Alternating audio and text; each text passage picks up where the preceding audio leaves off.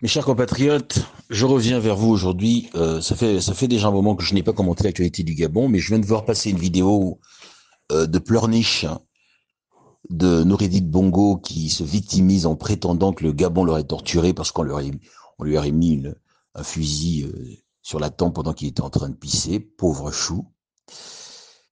Euh, je voudrais vous dire qu'il ne faut pas vous laisser berner par cet individu et sa famille, dont n'oublions pas qu'ils ont eux-mêmes pratiqué la torture pendant des années pour asservir le peuple du Gabon.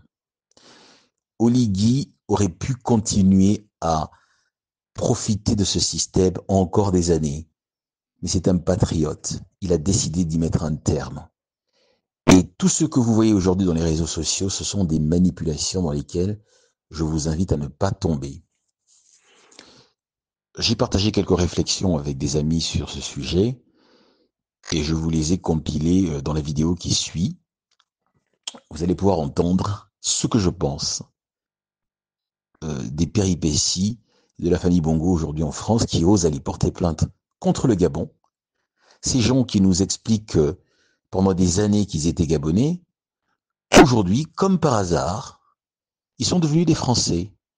Ils jouent leur carte française pour attaquer non pas Oligui, oubliez Oligui, ils attaquent le Gabon. Et quand on attaque le Gabon, nous devons tous faire corps et défendre notre pays. Ces personnes ne représentent pas le Gabon.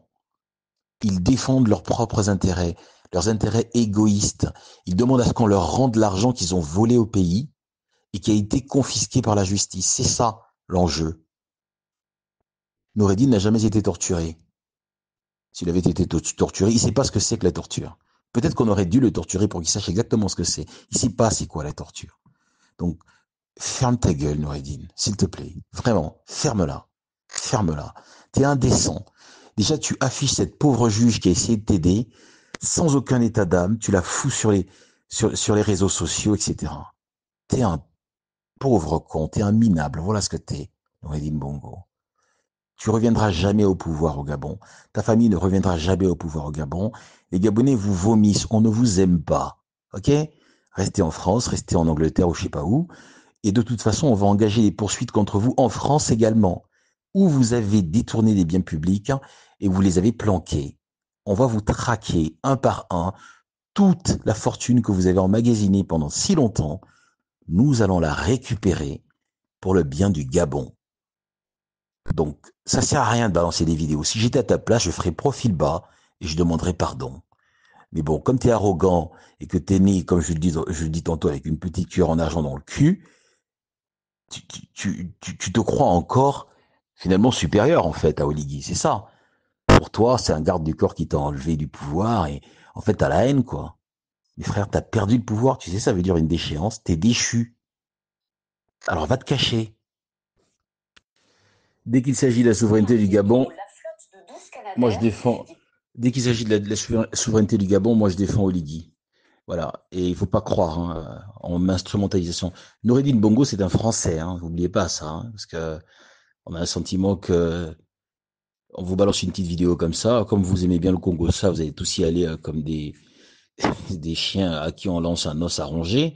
Mais la réalité, c'est que lui instrumentalise. Déjà, ce qu'il a fait de, de filmer à son insu une juge d'instruction, ça devrait lui valoir de nouvelles poursuites.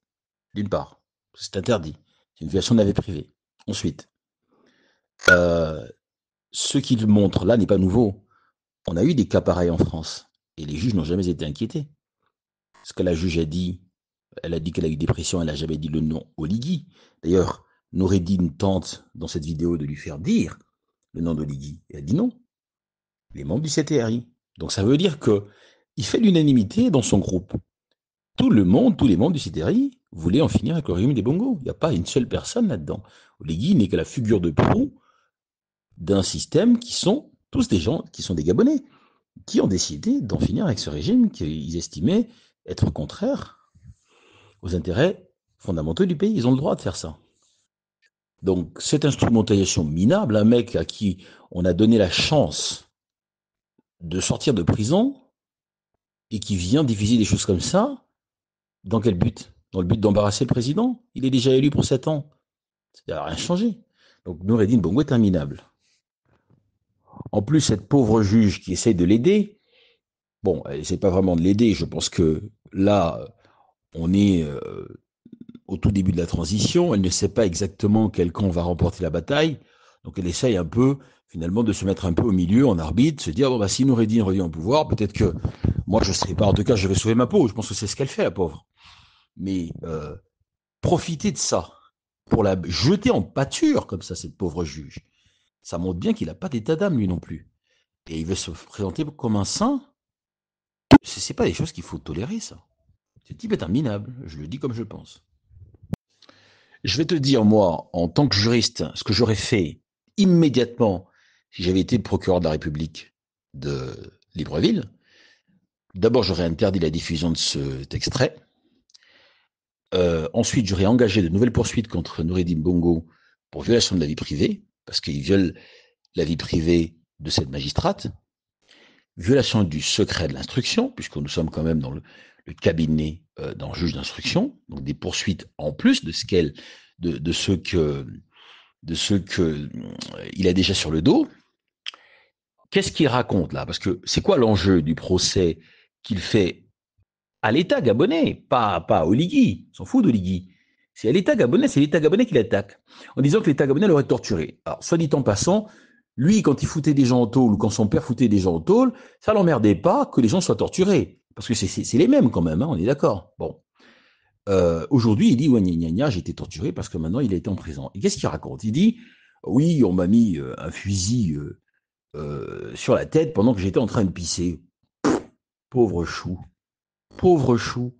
En France, tous les jours, il y a des flics qui tuent des gosses, hein, qui foutent des fusils sur la tête de jeunes gens.